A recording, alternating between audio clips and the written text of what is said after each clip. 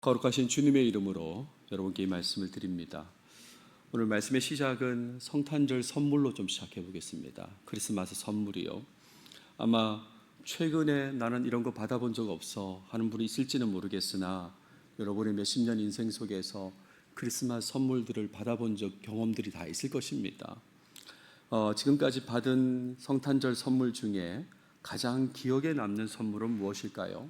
여러분 스스로에게 한번 질문해 보십시오. 나는 뭐가 가장 기억에 남았을까? 한번 물어보십시오.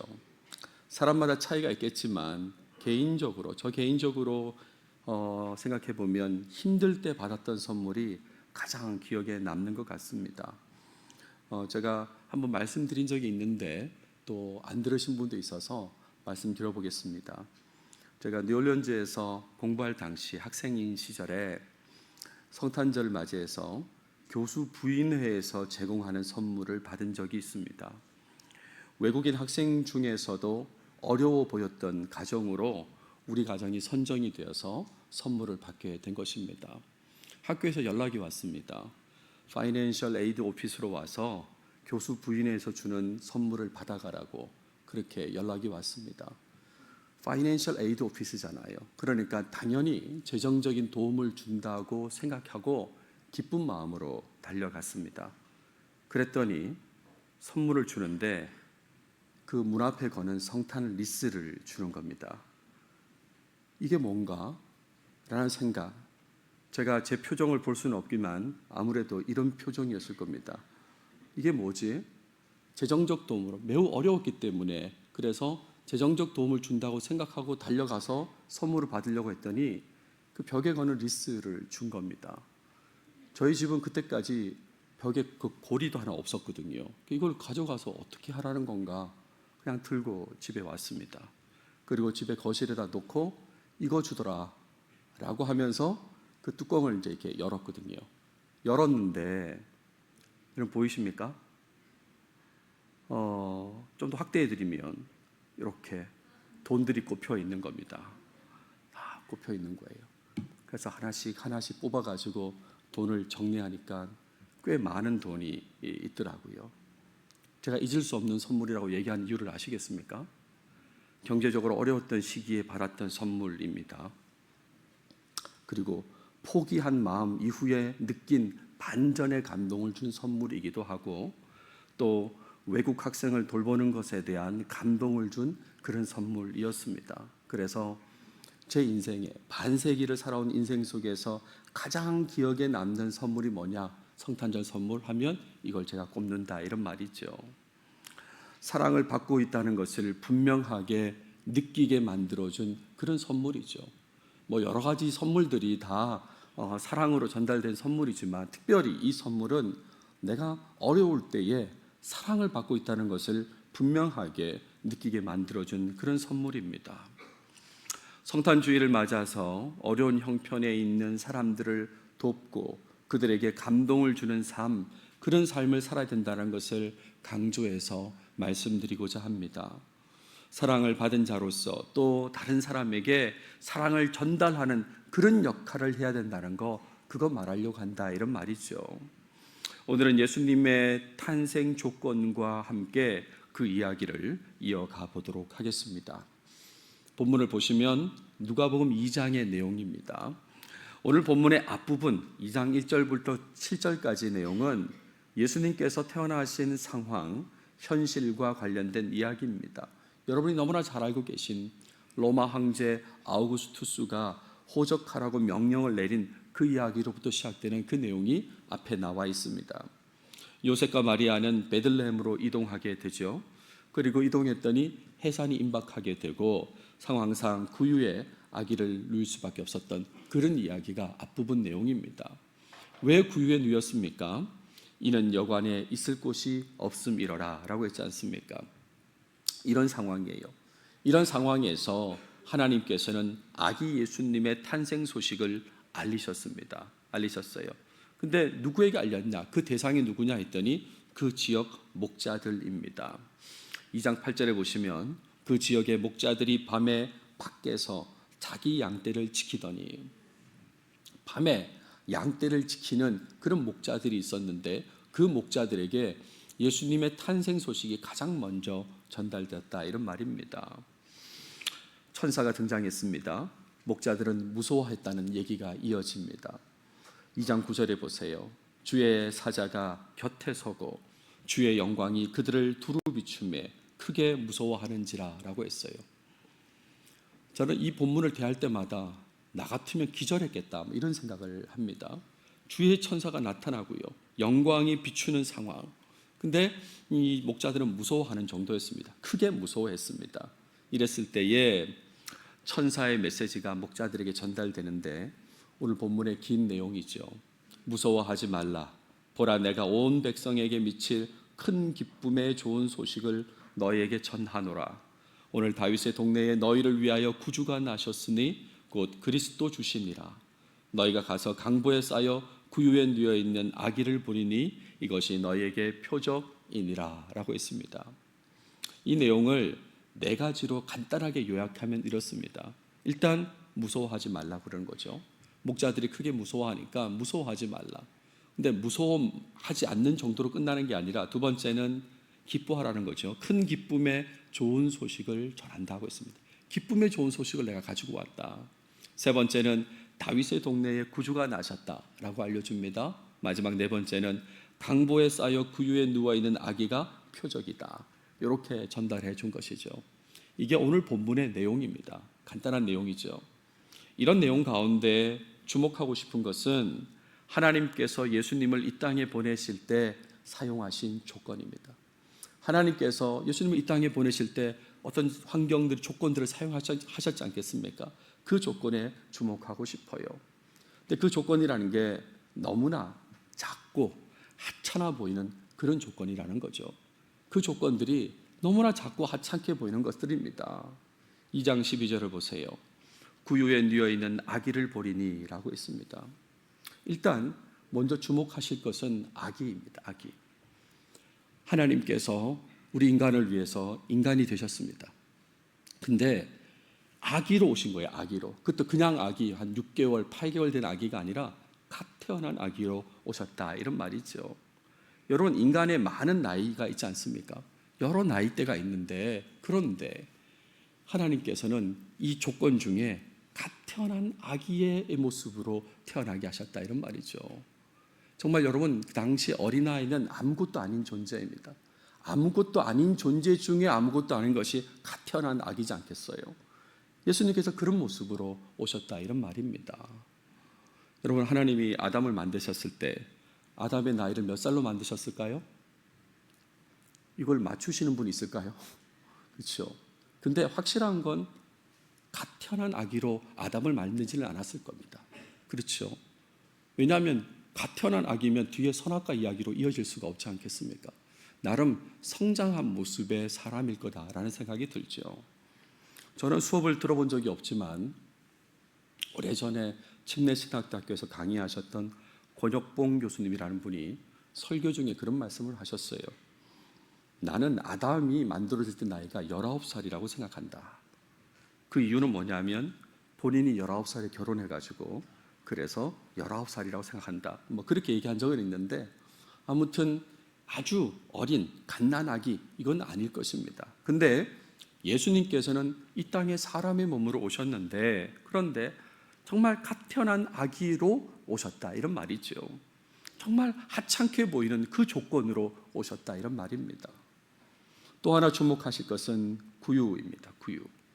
구유는 여러분 잘 알고 계시죠? 짐승의 먹이를 담는 그릇이지 않습니까? 이런 그릇이요. 이런 구유에 예수님께서 누이셨다 이런 말입니다. 아니 수많은 장소가 있을 텐데 하나님이신 그분이 이 땅에 오셨는데 근데 그분이 처음 누이시는 곳이 이 구유다 이런 말이에요. 짐승의 먹이를 담는 그릇에 누이셨다 이런 말입니다. 너무나 하찮게 보이는 그곳에 누이신 것이죠. 이것뿐만 아닙니다. 예수님께서 태어나신 동네를 한번 생각해 보십시오. 2장 11절에 오늘 다윗의 동네에 너희를 위하여 구주가 나셨으니 라고 했어요. 다윗의 동네에서 나셨다는 겁니다. 이 다윗의 동네가 어디냐 라고 했을 때 추정으로 맞출 필요 없습니다. 본문 속에 답이 있습니다. 2장 4절에 베들레헴이라 하는 다윗의 동네로라는 표현이 나오죠. 그러니까 다윗의 동네는 베들레헴입니다.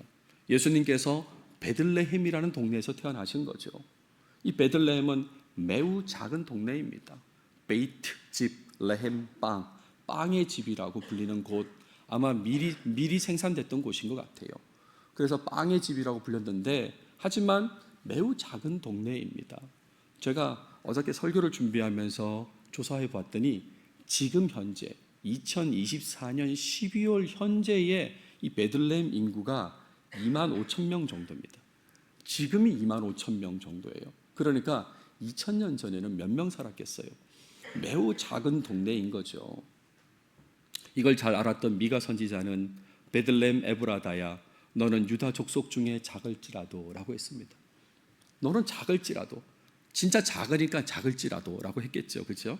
너는 유다 족속 중에 작다고. 그러니까 수많은 동네들이 있었을 텐데요. 그렇죠? 수많은 동네들이 화려하고 중심적인 성읍도 있었을 텐데, 조금만 위로 가면 예루살렘이라고 하는 정말 주목받을 만한 성읍도 있는데, 그런데 예수님께서 태어나신 동네, 그 조건은 베들레헴이었다, 이런 말입니다. 또 예수님의 탄생 소식을 들은 목자들도 한번 생각해 보시죠. 2장 8절에 그 지역의 목자들이 밤에 밖에서 자기 양떼를 지키더니 라고 했습니다. 당시에도, 지금도 그렇지만 당시에도 여러 알려진 사람들이 많았을 것입니다. 이름만 되면 다 아는 사람, 또 중심적인 역할을 하는 사람들이 있었을 것입니다. 그런데 세상적으로 무명인 사람들에게 가장 먼저 탄생 소식이 전해졌다, 이런 말이죠. 예를 들면 우리 교회 공동체 안에서도 대표적인 인물로 언급되는 사람들이 있을지 않겠습니까? 그런데 예수님 탄생 소식이 저기 청소년에 많이 알려지지 않은 어떤 청소년 한 명에게 알려졌다, 이런 느낌이지 않습니까? 그애가 누구야? 라고 할 그런 사람, 세상적으로 무명인 사람들에게 가장 먼저 탄생 소식이 전해졌습니다. 누가복음 안에서만 지금 다루고 있는데, 누가복음 안에서 예수님 탄생 이야기를 정리하면 너무나 작고 하찮은 조건의 연속이라는 거죠. 정말 그런 조건만 찾아서 그렇게 구성된 것처럼 느껴질 정도로 그런 조건의 연속입니다. 다시 정리해 보면 갓 태어난 아기의 몸으로 오신 것입니다. 우리는 아기 예수님이 너무 익숙해서 괜찮은 조건이라고 생각하지만 아닙니다. 정말 하찮고 하찮은 그런 대상이 아기인데, 그 갓 태어난 아기의 몸으로 오셨고요. 또 짐승의 먹이 그릇 구유에 누우셨고, 또 작은 동네 베들레헴에서 태어나셨습니다. 그리고 목자들에게, 무명인 그 목자들에게 탄생 소식이 처음 전달되었습니다. 여기에 어떠한 화려함도 어떠한 세련됨도 없다, 이런 말이죠. 누구도 주목하지 않을 그런 조건들로만 가득 차 있는 거죠. 다른 건 몰라도 그래도 대학병원에서 출생했잖아, 뭐 이런 거 하나 정도는, 다른 건 몰라도 우리 산부인과 의사가 그 사람이었잖아, 뭐 이런 거 있지 않습니까? 그런 것도 없는 거예요. 누구도 주목할 만한 조건이 없습니다. 그렇다면 왜 하나님께서는 이런 조건들을 통해서 예수님께서 탄생하시도록 하셨을까요? 왜 그랬을까요? 왜 좋고 화려하고 세련된 조건으로 미리 준비하지 않으셨을까? 미리 다 이렇게 예약해 놓으시고 다 준비하셨으면 됐을 텐데 왜 그렇게 안 하셨을까? 저는 곧 딸들의 생일을 연속해서 맞이하게 됩니다. 이 딸 생일 때마다 제가 아버지로서 밥을 삽니다. 밥을 사는데 만약에 제가 올해는 그냥 편의점 도시락으로 준비하면 어떻게 됐을까요? 만약에 우리 딸들이 아버지 형편이 저렇다라는 거를 제대로 인식하면 뭐라고 하겠어요? 근데 편의점은 GS25는 아니지 않는가? 라고 그렇게 생각하면 굉장히 서운하고 그 다음부터 이해가 안 된다는 식으로 이렇게 계속해서 얘기를 하겠죠. 그렇죠? 하나님이 능력이 많으신데 왜 그랬을까? 왜? 능력이 없으신 분이 아니시기 때문에 여러분, 여기에는 분명히 하나님의 뜻이 있는 거죠. 일부러 이렇게 하셨다 이런 말입니다. 일부러. 지금 능력이 안 되셔가지고 하찮은 조건들만 하신 게 아니라 능력이 충분하신데도 불구하고 일부러 이렇게 하셨으니까, 그러니까 분명히 하나님 뜻이 있는 거죠. 오래전에 대한민국 청와대에서 칼국수 대접했다는 얘기 아시죠? 그죠? YS 대통령 시절에 칼국수를 대접했다고. 대한민국에 돈이 없어가지고, 청와대에 돈이 없어서 그런 건 아닐 것입니다. 나름의 어떤 문민정부로서의 표현, 또 당시 대통령이 좋아했던 음식, 이런 것들이 다 맞물려가지고 그런 뜻이 있겠죠. 마찬가지입니다. 예수님 탄생 관련해서도 마찬가지다 이런 말이죠. 예수님 탄생에 작고 하찮은 조건만을 사용하신 그 이유는 하나님의 사랑을 드러내시기 위함이다. 오늘 이 얘기를 좀 강조하고 싶어요. 하나님 사랑을 드러내시기 위해서 능력이 많으심에도 불구하고 하나님께서 이런 하찮은 조건들만 선택하셨다, 이 말씀을 드립니다. 즉 세상의 주목을 받지 못하는 힘든 조건 속에서 살아가는 사람들, 그런 사람들에게 하나님의 관심이 있다는 것을 알려주기 위해서 이런 조건을 선택하셨다, 이런 말입니다. 소외되고 가난하고 사회로부터 밀려난 사람들, 바로 그들에게 하나님께서 관심을 가지고 계시다는 거, 그거 알려주시려고 예수님께서 아기로, 갓 태어난 아기로, 그리고 구유에 누우시는 모습으로, 그리고 베들레헴에서 목자들에게 첫 소식이 알려지고 이런 조건들 속에 태어나셨다, 이런 말입니다. 그래서 오늘 적용점으로 말씀드리고 싶은 것은 성탄 주일을 맞아서 하나님의 사랑을 깨닫고 이웃에게 사랑을 실천해야 된다는 말씀을 드려요. 하나님의 이 사랑, 소외된 자에 대해 관심을 가지시는 그 사랑을 깨달으시고 이웃에게 사랑을 꼭 실천하시기 바랍니다. 예수님의 탄생을 정말 기뻐하고 찬양하는 사람이라면, 정말 기뻐하시고 찬양하신다면 소외되고 힘든 자에 대한 하나님의 사랑에 주목해야 하는 것이죠. 이 부분을 지나치면서 그냥 우리끼리 기뻐하는 거, 이것은 정말 곤란한 모습이다 라는 말씀을 드립니다. 지금 이웃 사랑을 실천하지 않으면서 우리끼리 그냥 기쁘다 하는 것은 곤란한 모습이다, 이런 말이죠. 예수님 탄생 관련 조건들은 사실은 오래전부터 성경 속에 기록되어 있었습니다. 제가 얘기했기 때문에 드러난 사실이 아니라 오래전부터 이 성경 속에 있던 그런 내용들이다, 이런 말이죠.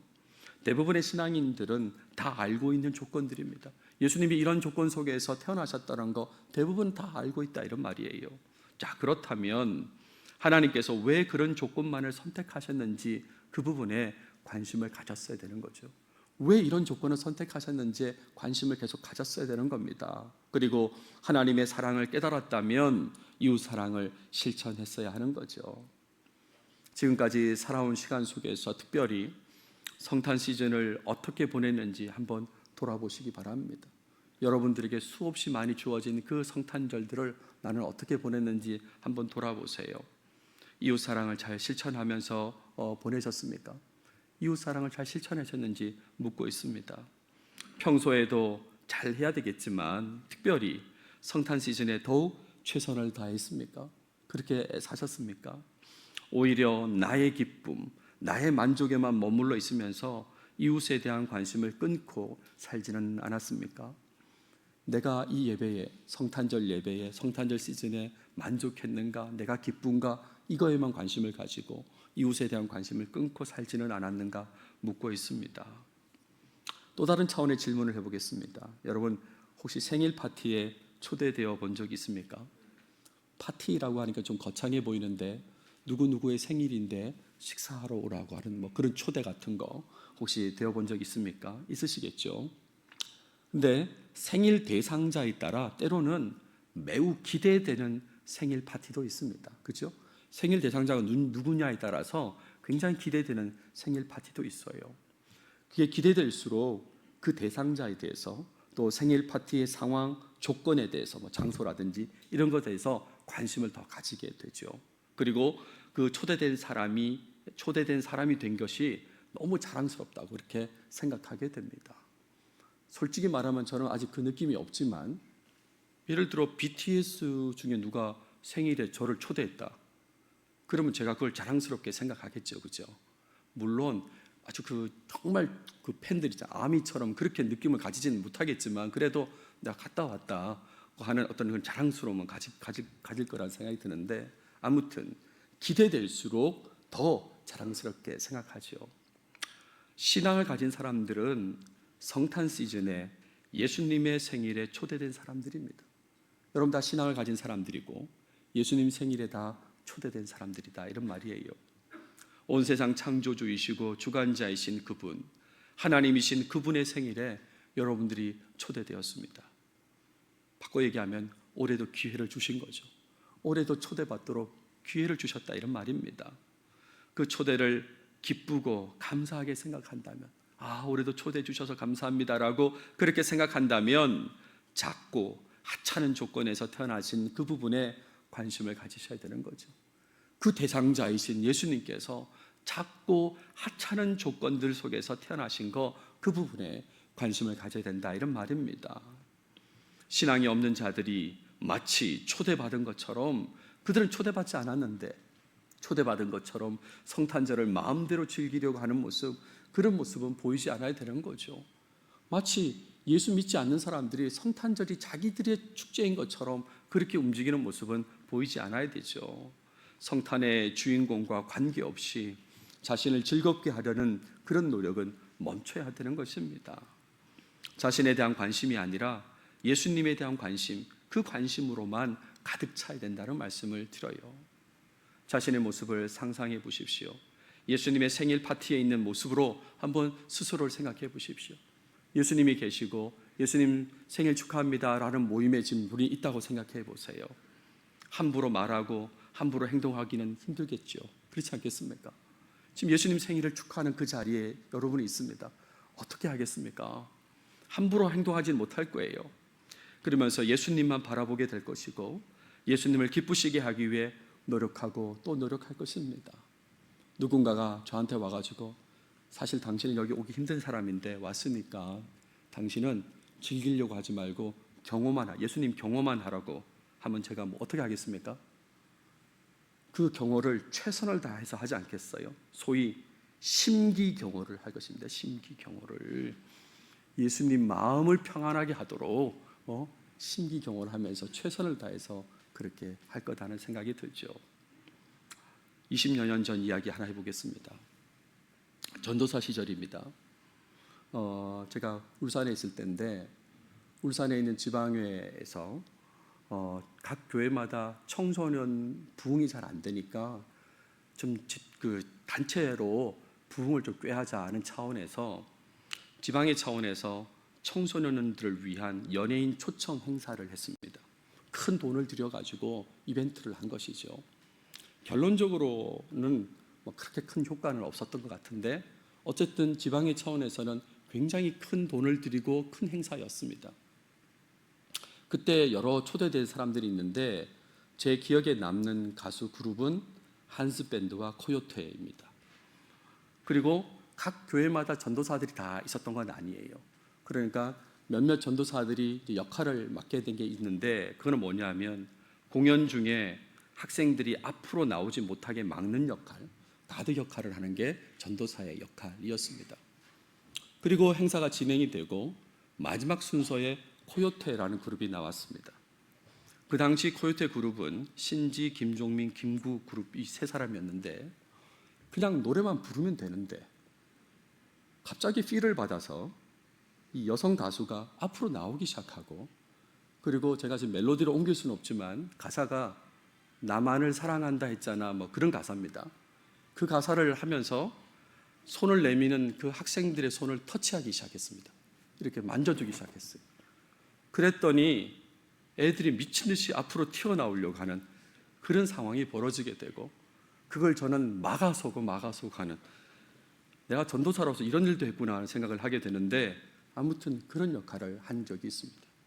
제가 이 얘기를 좀 왜 하냐면 그런 상황에서 나에 대한 관심을 둘 수가 있을까요? 지금 내가 어떻게 보일까? 내 모습, 내 이미지가 어떻게 보일까? 그런 신경 쓸 수가 없는 거죠. 빨리 이 안전사고가 나지 않도록 잘 막아야 되겠다는 그 생각밖에 없는 거죠. 여러분, 예수님의 생일 파티에 초대된 사람으로서 나 자신이 아니라 예수님께만 관심을 두셔야 되고요. 그 관심을 두면서 예수님의 탄생 조건도 기억하시면 좋겠다는 말씀을 드립니다. 즉, 소외되고 힘든 자들에 대한 사랑으로 작고 하찮은 조건들 속에서 탄생하셨다는 거, 그걸 깨달아야 된다, 이런 말입니다. 그리고 그 깨달음에 따라서 이웃 사랑을 실천해야 된다는 말씀을 거듭 드립니다. 이 시간 이후에 삶 속에서 예수님을 생각하면서 어떻게 이웃 사랑을 실천할지 좀 고민하시면 좋겠어요. 성탄주일 예배 끝났으니까 끝이 아니라 오늘 이 말씀을 기억하시면서 어떻게 나는 이웃 사랑을 실천할까를 고민하고 실천으로 옮기시면 좋겠어요. 여러분 아시는 대로 오늘 우리 교회는 사랑의 바스켓 나눔 행사가 있습니다. 봉사자로 섬기시는 분들은 내곡동 주민들을 접촉해서 전달하게 될 것입니다. 혹시 이 봉사일에 참여하지 않으신 분들은 또 다른 방식으로 또 이웃사랑을 실천하는 것들을 떠올리시고 고민하시고 실천하면 좋겠어요. 사랑의 열매에 참여하셔도 좋을 것 같습니다. 혹시 다니시면서 구세군 자선남비를 보시면 참여해도 좋을 것 같아요. 제가 제 행동 반경에는 구세군 자선남비가 없는 것 같더라고요. 생각해 보니까 몇 해 전에 고속도로 휴게소에서 자선남비를 만났던 적이 있는데, 제가 설교를 준비하면서 이번 주 중에 내가 일부러 가야 되겠다. 내가 학생들을 가르치고 그 학생들이 저 명동에서 있어요, 뭐 이렇게 얘기한 적도 있거든요.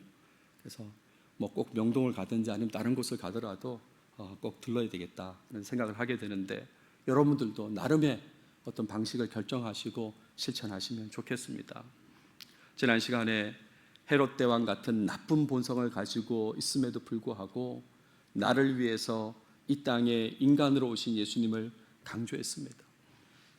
나쁜 본성인데도 불구하고 이런 나를 위해서 이 땅에 인간으로 오신 예수님을 강조해서 말씀을 드렸는데, 이런 예수님의 사랑에 감사하신다면 오늘은 예수님의 작고 하찮은 탄생 조건에 주목하시길 바랍니다. 그래서 감사한 마음을 바탕으로 이웃 사랑으로 나아가시는 여러분들이 되시면 좋겠습니다. 말씀을 마무리하겠습니다. 예수님의 탄생 조건들을 떠올리시면서 소외되고 힘든 자들에 대한 하나님의 사랑, 그 사랑을 기억하시고 이웃 사랑을 꼭 실천하시길 바랍니다. 여러분, 성탄절은 이렇게 단순하게 기억하시면 좋겠어요. 성탄절은 사랑을 실천하는 절기다. 성탄절은 사랑을 실천하는 절기, 이웃 사랑을 실천하는 절기다. 그렇게 꼭 기억하시면 좋겠습니다. 주위에 소외된 자들, 어려운 형편에 처한 사람들에게 적극적으로 사랑을 나누는 목양교회 모두가 다 되시길 바랍니다. 기도하겠습니다.